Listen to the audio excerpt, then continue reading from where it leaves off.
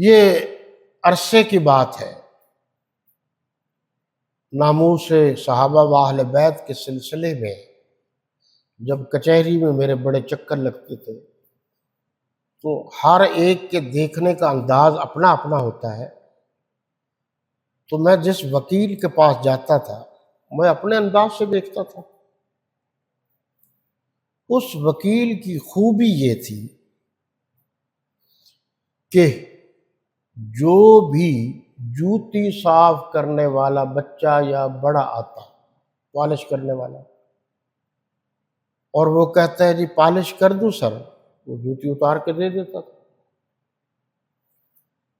وہ چلا جاتا تھا تو پھر یہ جان بوجھ کر اپنا ایک پاؤں دوسرے پاؤں پر، یعنی جوتی والا ایک پاؤں دوسرے پاؤں پر رکھ دیتا تھا، تو ظاہر ہے وہ مٹی کے ساتھ ہی لگا ہوا ہوتا ہے، جو کچھ نہ کچھ مٹی تو ہوتی ہے، پھر اس کو مٹی لگ جاتی تھی، پھر دوسرا آ جاتا تھا، پھر اس کو جوتے اتار دو۔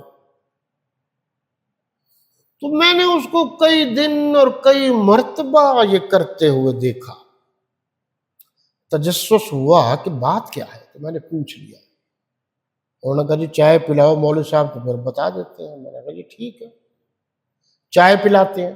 چائے پلائی، اس نے کہا جی کوئی بات نہیں ہے، میں غریبوں کی مدد کرنا چاہتا ہوں، مجھے ترس آتا ہے ان پر، بچہ یا بڑا ہے، تو میں نے یہ ایک بہانہ بنایا ہوا ہے کہ کوئی آدمی جو میرے پاس ہے خالی نہ جائے، تو جس کے ہاتھ میں پالش ہے برش ہے تو یہ تو ایک بہانہ ہے، وہ پالش کر جاتا ہے، 10-20 جو اس کے نصیب میں ہے وہ لے جاتا ہے، تاکہ منگتا بھی نہ بنے، اور جو کام ہے وہ بھی ہوتا رہے، اور میری جو سخاوت کہہ لیجیے یا جو میرے دل میں درد ہے خدمت کا وہ بھی پورا ہوتا رہے۔ وکیل تو ایسے بہت کم ہوتے ہیں نا۔ ایک اور وکیل بھی میں نے دیکھا، اچھا آپ کے علم میں شاید ہے یا نہیں، بہت سے مولوی حضرات بھی وکیل بنے ہوئے ہیں، یعنی انہوں نے مدرسے میں بھی باقاعدہ پڑھا ہوا ہے، وکیل بھی ہے۔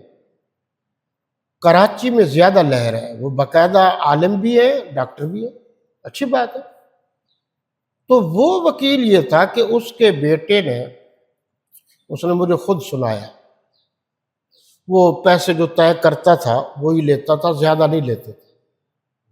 اس نے کہا جی یہ ٹرالی جا رہی تھی اور اس میں گنے لدے ہوئے تھے، تو میرے بیٹے نے ٹرالی جب آہستہ جا رہی تھی تو گنا کھینچ لیا، عام طور پر بچے کھینچ لیتے ہیں۔ تو جب مجھے پتہ چلا تو میں بڑا غصے ہوا، میں نے کہا بیٹا جب تو حلال نہیں کھائے گا تو تجھے سبق کیسے یاد ہوگا؟ وہ بھی وکیل بن رہا تھا۔ تو حلال کھاؤ گے، حلال پیو گے تو اثرات مرتب ہوں گے،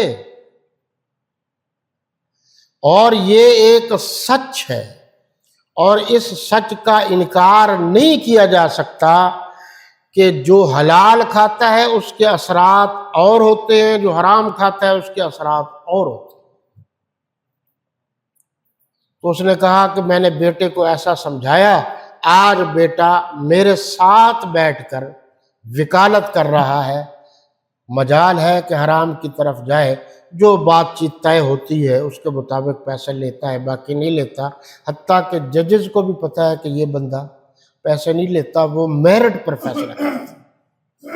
تو اچھے لوگوں کی قدر کرنی چاہیے۔